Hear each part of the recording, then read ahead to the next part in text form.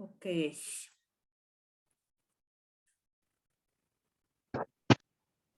¿Me escuchan? Sí. Sí. Bueno, ok, continúo entonces.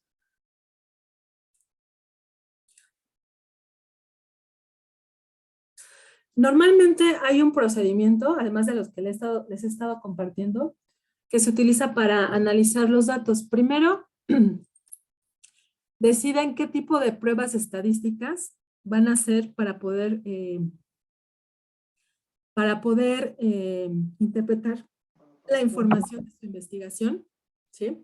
Por ejemplo, si van a calcular alguna tabla de distribución de frecuencias, ¿se acuerdan en estadística cuando hacían una tablita que tenían que poner intervalo, tenían que poner tamaño de clase, media, mediana, moda, frecuencia absoluta, frecuencia relativa? ¿Se acuerdan de esa tabla? Bueno, esa se llama tabla de distribución de frecuencias. Entonces, puede ser uno de los análisis que tengan que utilizar para poder procesar mejor la información que están recolectando del cuestionario que apliquen, ¿sí? Entonces, evidentemente, por ejemplo, pueden ustedes calcular la frecuencia de cuántas personas te contestaron que prefieren en la modalidad virtual que la modalidad presencial. Ah, no, pues de los 500 que apliqué, la mitad prefiere virtual y la mitad prefiere presencial. Esa es una frecuencia, ¿sí? Y la pueden obtener sacando su tabla de distribución de frecuencias, ¿ok? Después elaboran el programa de análisis. El programa no se refiere al programa computacional, no, sino que ustedes organicen su trabajo de tal forma en que decidan cómo van a ir, en qué orden van a ir procesando la información que van recabando, ¿sí? El cuestionario tiene 3 partes: sección introductoria, sección principal y sección de cierre o conclusiva. Su cuestionario, siempre que diseñan un cuestionario, tienen que tener en cuenta esos 3 elementos, siempre. ¿Cuáles son las preguntas de introducción? ¿Cuáles son las preguntas principales del cuestionario? O sea, las que hablan más puntualmente sobre lo que yo quiero saber. Y las preguntas de conclusión. Entonces, tomando en cuenta esas 3 partes de un cuestionario, ¿cómo van a empezar a analizar la información que recaben de esa aplicación? Empiezo con, obviamente, pues con las de introducción, ¿no? O decido empezar con las principales, con las del cuerpo, y luego ya nada más las complemento este análisis con las de cierre y con las de introducción. O sea, se vale. Desde ustedes deciden en qué orden van a empezar a procesar la información, ¿sí? Ahora sí, ya después, ya que decidieron cómo la van a interpretar, cómo la van a analizar, ahora sí ya utilizan el programa computacional que necesiten, ¿sí?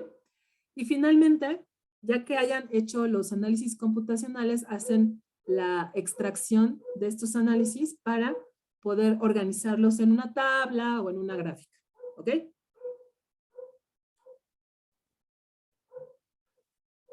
El análisis cuantitativo, que es lo que ahorita estamos platicando, se utiliza a través se realiza a través de la estadística, se llama descriptiva, ¿sí?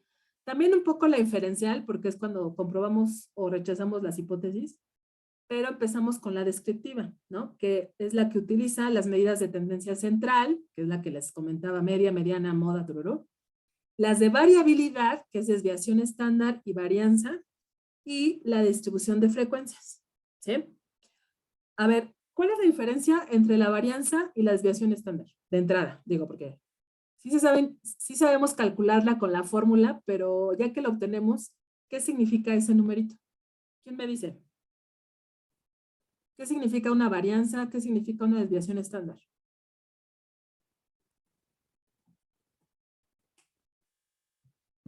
¿Nadie?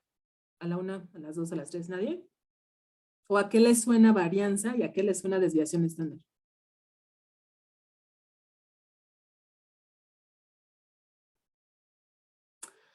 Está fácil, la voy a hacer aquí con ustedes, con el grupo.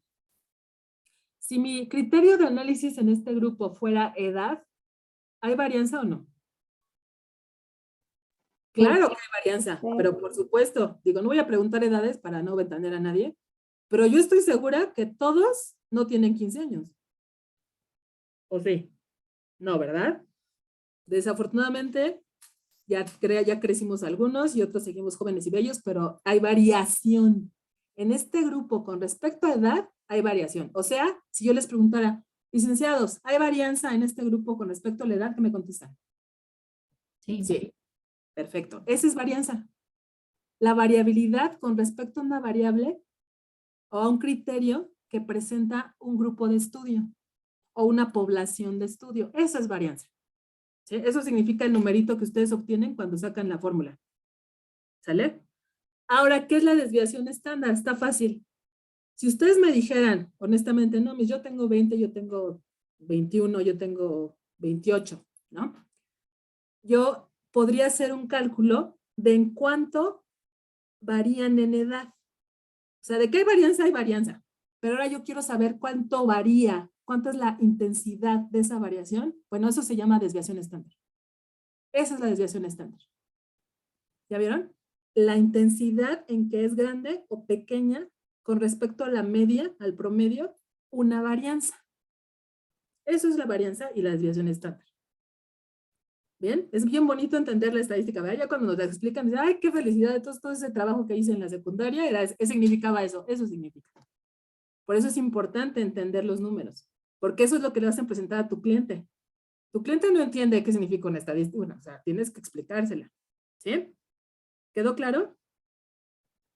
Ese tipo de cuestiones son las que ustedes van a integrar en su informe de investigación, a partir de los cálculos que ya el paquete les hace. Si el chiste no es hacer la investigación, el chiste es interpretarla, por eso se paga tan cara. O sea, una investigación de mercados baratita está en unos 100,000 pesos, porque la chamba de interpretar es una chamba, baratas. ¿Sí? Costos están arriba del 1,000,000 de pesos. No cualquiera sabe hacer investigación de mercados 2. Ustedes sí lo están empezando a saber, ¿ok? Sigamos, entonces. Ay, no me quedé. Aquí. Ay, regresé al principio, no me digan esto. Ok. ¿Dudas de análisis cuantitativo?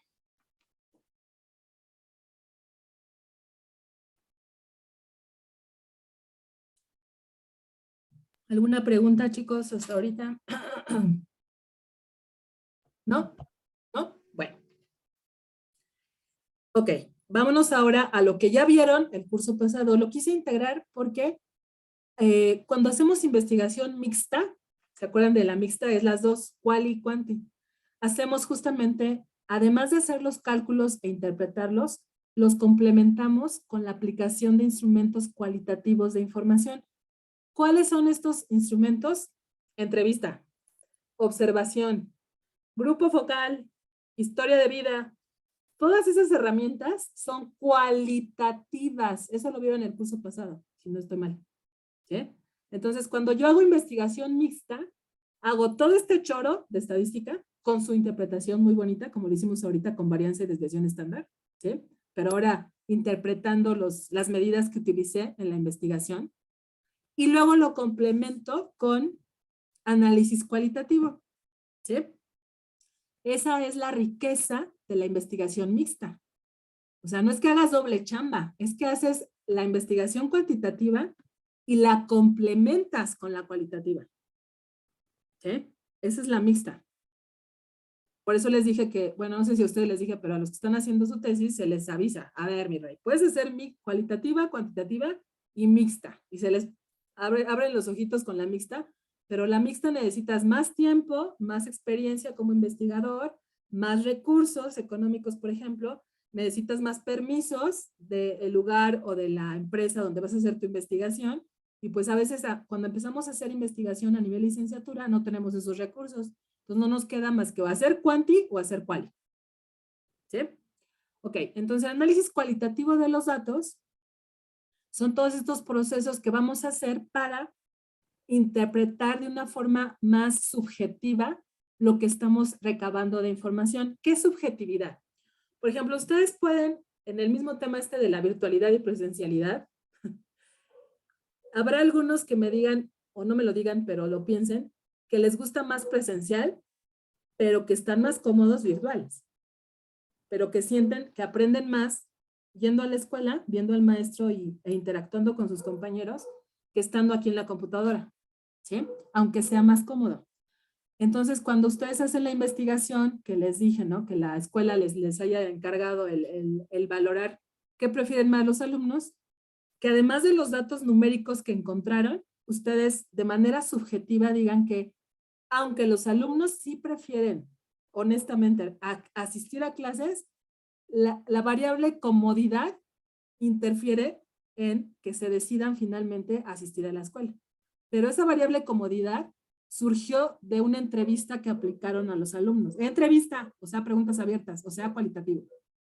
Y esa información de la entrevista la complementaron al cuestionario cuantitativo que aplicaron. Eso es análisis cualitativo. ¿Sí? O sea, sin números, nada más percepciones. ¿Sí? Subjetividades. Subjetividades como te va en la feria. ¿Sí? Opiniones, puntos de vista, eso es cualitativo. ¿Ok? Entonces, yo prefiero 1000 veces, si me preguntan a mí, ¿es usted qué hace más quali o cuanti? Cuanti 1000 veces, ¿eh? Porque yo prefiero aplicar nada más formulazo y con los números ahí reales, tener la base, la prueba de lo que está pasando, a hacer cualitativa, en donde tienes que ordenar un buen de información, porque son diferentes puntos de vista de la población, de la muestra. Entonces, cada quien piensa diferente, cada quien percibe las cosas diferente, y ahí organizar la información es mucha chamba para cualitativa. Yo prefiero 1000 veces la cuanti. Pero bueno, entonces, ¿cómo podemos organizar de manera cualitativa la información? A través de fotografías, de notas, de registros, ahí se me fue la palabra, registros sonoros, ¿sí? O sea, estar grabando la voz de alguien o así. O, por ejemplo, estar, literal, transcribiendo lo que te contestan, ¿no? En la entrevista. Esa es una forma de organizar de manera cualitativa la información que se recaba. Aquí es bien importante en la investigación cualitativa que revisen lo que están recabando, porque a veces como estamos anotando o estamos grabando, ¿no? Lo que me están respondiendo en mi entrevista y demás, se puede sesgar o contaminar con puntos de vista del investigador. Vamos a pensar, ¿no? Sobre el ejemplo que estamos manejando aquí en la clase de lo de la virtualidad y demás. Vamos a pensar que las personas que están haciendo la investigación trabajan en la universidad. Ahí aguas, porque pueden sesgar el material que van recabando.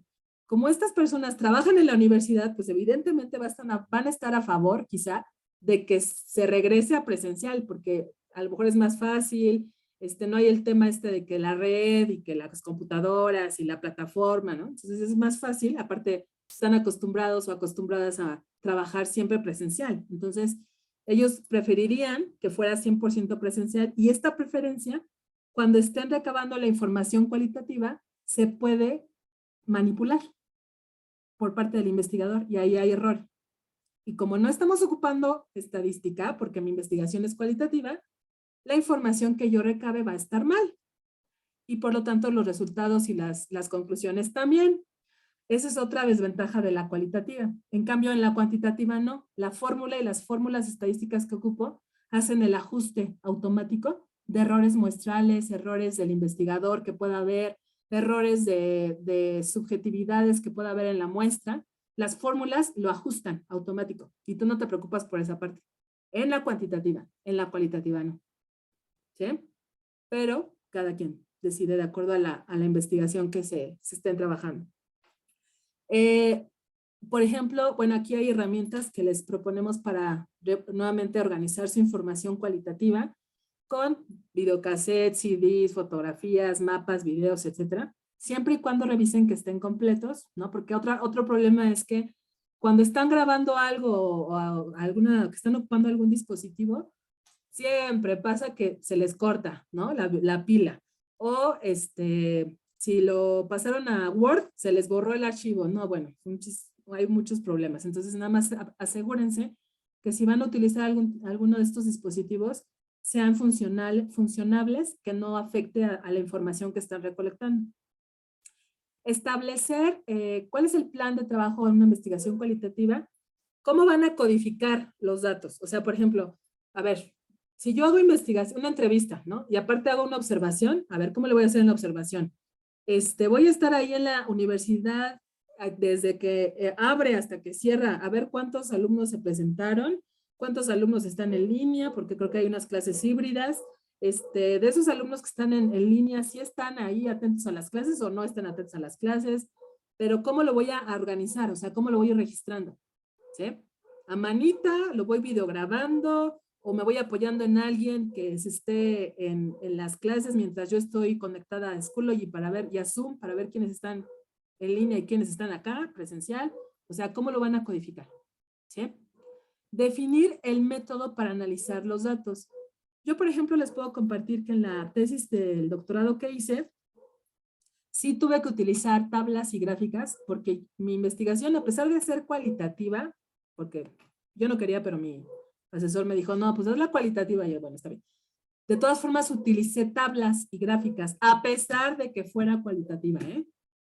Porque era de alguna forma más fácil para mí visualizar mis respuestas de las técnicas que ocupo para recolectar la información. O sea que tanto cualitativa como cuantitativa utilizan tablas y gráficas, ¿eh? No se salvan.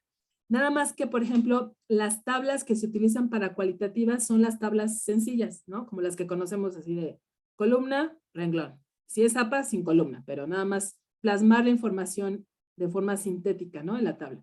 Y las gráficas que se ocupan para cualitativas son pastel, histograma, sí, histograma, y si acaso Ishikawa. Ishikawa es un diagrama de pescado que me ayuda a visualizar cuáles son las posibles causas del problema que estoy investigando.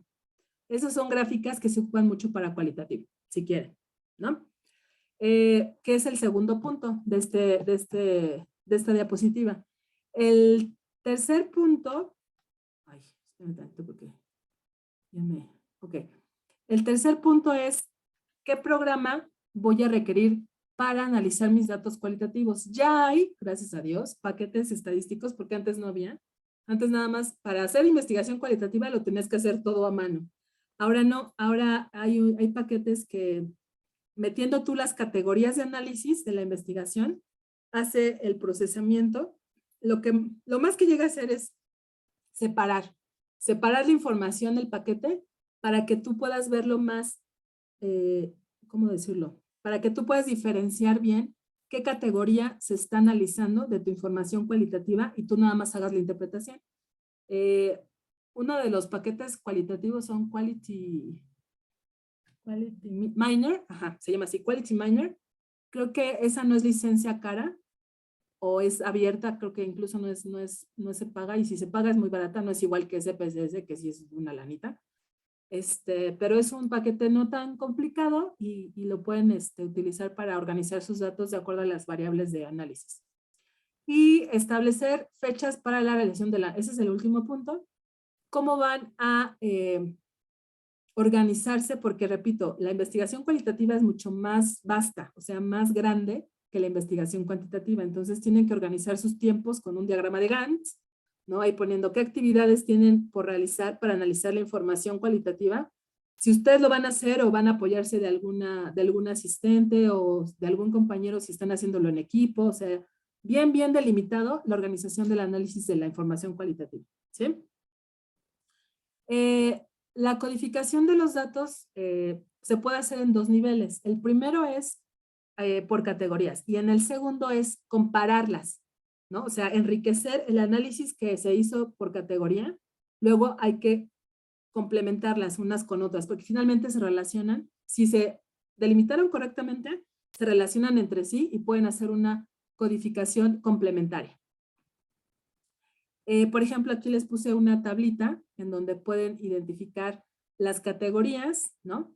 En función de segmentos, por ejemplo, de mercado, que fuera esa la categoría 1 y así sucesivamente hasta la categoría número 5 con su correspondiente segmento.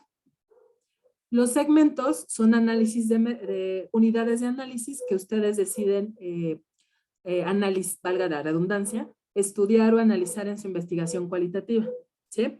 Por ejemplo, pueden analizarlo con respecto a las palabras para identificar ese segmento, ¿no?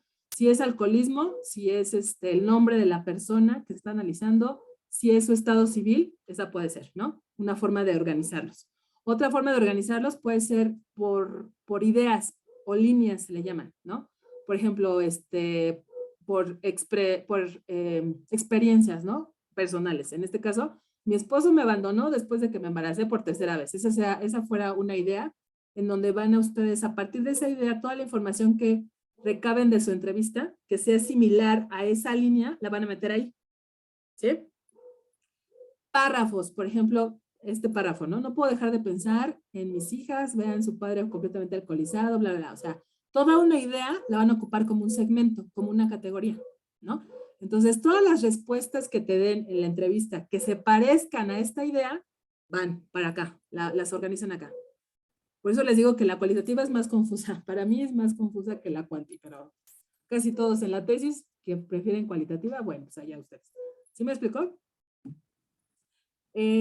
Ustedes pueden apoyarse para no tener que hacerlo esto a mano a través de estas herramientas, grabaciones, solamente un bloc de notas con las palabras principales que les respondan, o por ejemplo, en los grupos focales, ¿sí saben qué es un grupo focal?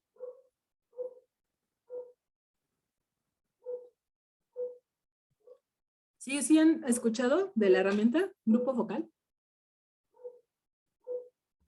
Es cuando juntan a un grupo de personas en un espacio cerrado y les muestran un producto y ves la reacción acerca del producto. Es un ejemplo, no significa que todos los grupos focales son así, ¿eh? No, o sea, Como una entrevista grupal. ¿Perdón, Fanny? También como una entrevista grupal. Pues es una combinación de lo que dijo Gesed y lo que me dices tú. O sea, la dinámica, así se llama, la dinámica, la estructura de la herramienta es entrar a un laboratorio mercadológico que se llama Cámara de Gesell. Así se llama, ¿no? O Gesell, como se los hayan platicado. Entonces, en este saloncito o en este espacio cerrado que comenta Gesell, Hasser, ahí se supone un espejo, un solo espejo en algunos laboratorios. Los laboratorios Cámara de Gesell más sofisticados tienen 2 espejos. Se llama two mirror, en inglés doble espejo. Algunos laboratorios que son más equipados tienen estos 2 espejos, pero los más sencillos tienen solamente un espejo. Entonces, las personas que están adentro del espacio cerrado, no crean que son 20, no. A lo más son 10, y ya exagerando. La teoría nada más propone de 6 a 8 personas máximo en el lugar, porque si no ya se vuelve fiesta y la información que se recolecta se va a contaminar. Entonces hay que tener mucho cuidado en la moderación de esta dinámica. El moderador puede o no puede ser el investigador, o sea, podemos apoyarnos de un staff. Entonces, del otro lado del espejo, no sé si han visto La Ley y el Orden o de esos programas de delitos y demás, cuando meten al maleante ahí a la oficina y del otro lado lo está viendo el policía. Esa es la dinámica del grupo focal, justamente. Entonces, del otro lado del espejo, el investigador, permítame tantito. Ya. El investigador puede ser el que esté del otro lado del espejo y está observando la moderación del grupo focal, ¿sí? O sea, está viendo cómo el moderador o les está mostrando, como dice Gesed, ¿no? Un producto, o les está compartiendo una muestra gratis de algún queso, ¿no? Que va a lanzarse al mercado, o les está preguntando algunas cuestiones sobre una situación social o de política, ¿no? O sea, no necesariamente tiene que ser un producto. Eso es a lo que voy, ¿sí? Entonces, el tema aquí es que el moderador tiene que lograr generar esa confianza entre los participantes del grupo focal para que ellos se explayen con respecto al tema que se está manejando en esa sesión de grupo, ¿sí? Y también en el salón cerrado o en el laboratorio, además del moderador, está un escribano, se llama, o sea, un secretario que está o escribiendo lo que cada uno está diciendo o lo está grabando con el celular o con algún otro dispositivo. Y además está una videocámara grabando la sesión, ¿sí? Aquí es importante que el moderador, repito, genere tal confianza que cuando le diga al grupo, oigan, van a ser grabados y aparte va a estar esta persona aquí con nosotros y grabando todo lo que dice o escribiendo todo lo que dicen, no se sientan intimidados y entonces no se comporten de manera natural, porque entonces afecta la información del grupo focal. Entonces aquí el moderador no es cualquier persona, ¿eh? Es una persona con experiencia en manejo de grupos, en comunicación, etcétera, ¿no? Entonces, no, por eso les digo, puede o no ser el investigador. Y esa es una herramienta de recolección de información cualitativa. Aquí es lo que se les puse, ¿no? Se los coloqué la parte de intervención de sujetos, manejar cambios de tema, qué periodo de tiempo van ustedes a realizar esta recolección de información, cómo va a, qué preguntas se van a hacer en el grupo focal, por ejemplo, ¿no? Porque luego hay personas que integran el grupo focal con, no sé, con ciertas creencias, ¿no? Por ejemplo, no todas las personas son fans de disfrazarse en Halloween, ¿no? Que por su religión o por sus creencias o todo. Y si es relacionado con este tema, el grupo focal, entonces se pueden sentir agredidas, abusados acá. Entonces, por eso les digo, hay que ser muy, muy sensibles en la organización de este tipo de herramientas. Entonces, cuando nosotros empezamos a recolectar la información cualitativa, es importante prevenir la organización de la misma a través de categorías, códigos o nombres, ¿sí? Al que van a pertenecer cada información que van a ir recolectando, ¿sí? Por ejemplo, no sé, si la entrevista es de 5 preguntas, cada categoría puede ser una pregunta, ¿no? La pregunta 1 es una categoría y ahí meter toda la información que me contestaron en la pregunta 1. La pregunta 2 es otra categoría y ahí voy a meter toda la información que me contestaron en la pregunta 2. Bueno, aquí hay ejemplos. Por ejemplo, puede ser, aquí es por nombre, la 1, la 2 es por una idea, la 3 es por frecuencia de este tema de la violencia, etcétera, ¿no? O bien puede ser clasificado en tipo de violencia física, verbal, psicológica. Ahí es como ustedes se acomoden. Ya que hicimos esta categorización en el primer nivel, en el segundo nivel es cuando empezamos, les decía, a identificar similitudes entre categorías para cerrar aún más la cantidad de información que voy recolectando. O sea, si vi que a pesar de categorizar la primera vez no se hizo más poquita la información que recabé, vuelvo a hacer otra categorización, pero ahora cruzando las categorías que se parecen. O bien las respuestas que se parecen en los instrumentos cualitativos que apliqué. Y hago lo que se llama en cuantitativa clustering. Clustering es en español conglomerados. Entonces, lo que yo hago, ¿no? Cuando hago investigación cualitativa es, no, yo la verdad es que eso de categorías me choca. Entonces hago clusters en donde las preguntas con respuestas similares, todas las agrupo. Las que se parecen, las que me contestaron casi igual, las agrupo en el primer clúster, va. Las segundas preguntas que se parecen más bien respuestas que se parecen más, hago otro clúster. Y así, para mí es más fácil así organizar la investigación cualitativa. Pero ustedes pueden utilizar este tipo de recomendación. Sí es importante, eso sí, hagan lo que hagan, que utilicen una forma de organizar la información, ya sea por categorías, por conglomerados, como le hago yo, por número, más bien no, número no, por el tipo de personas que les responden, por ejemplo, por el lugar donde les responden, por la edad, donde bla, bla. O sea, hay diferentes, ¿no? Que pueden, diferentes formas de organizar o de crear categorías de temas y subtemas para ustedes facilitarles la interpretación, porque si no, de verdad, créanme, lo he vivido y lo he observado en los que les gusta la cualitativa, que se pierden, es tanta información que no está numerada, que luego como investigador te confundes. Entonces, sí organícenla bien por categorías o por alguna de las recomendaciones que les hice. Después viene la interpretación de datos, ¿ok? Bueno, la interpretación, ay, mamá, perdón. Ay, ¿por qué me regresé? Perdón, chicos, es que no sé por qué se... Un segundo, permítame tantito.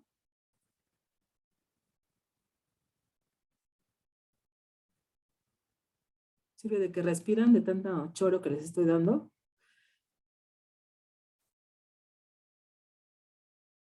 Ok. Entonces, como todo, como en la otra, en la investigación cuantitativa, en la cualitativa también hay que cuidar mucho la interpretación de los datos, ¿sí? En hacer una descripción lo más objetiva posible. Objetivo es que no sean manipuladores de información, que porque trabajan en cierta empresa, que porque son mujeres o son hombres, que porque están casados o solteros, o sea, cualquier cuestión del investigador no tiene por qué afectar la interpretación de una investigación, sea cuantitativa o cualitativa. Eso es lo que muchos investigadores no entienden.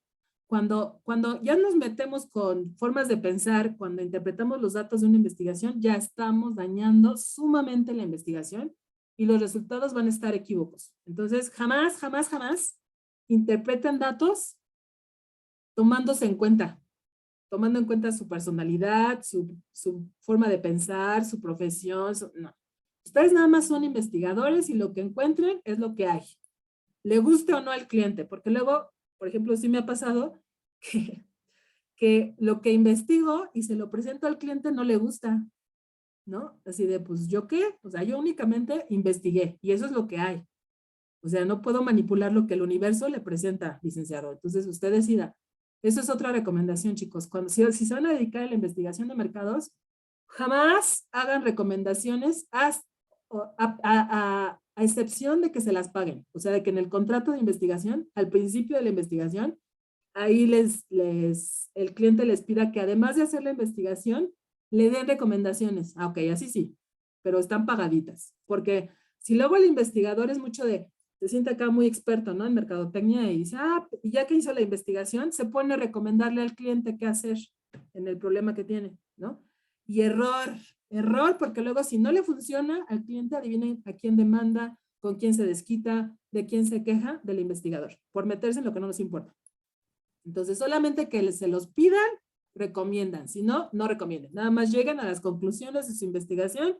Esto es lo que hay. Usted decida qué se hace.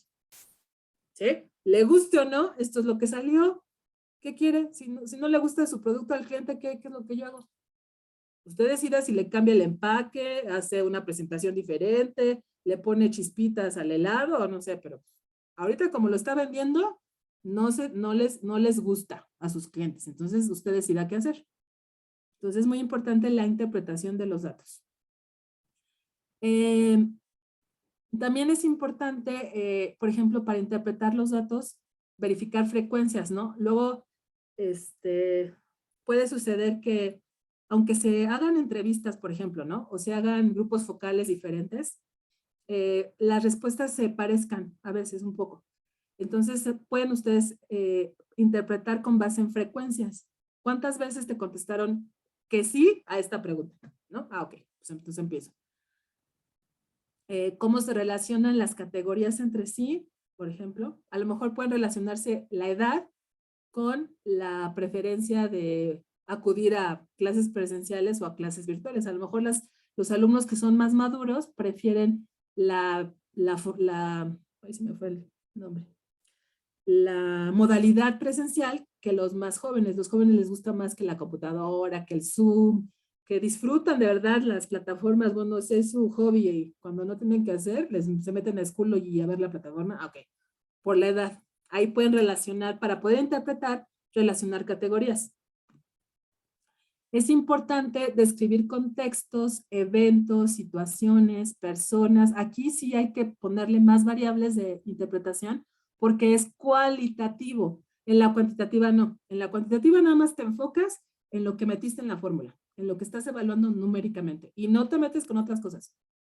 ¿Sí? Pero lo delimitaste desde el principio. Aquí no. Aquí sí, para enriquecer la interpretación, tienes que echarle choro.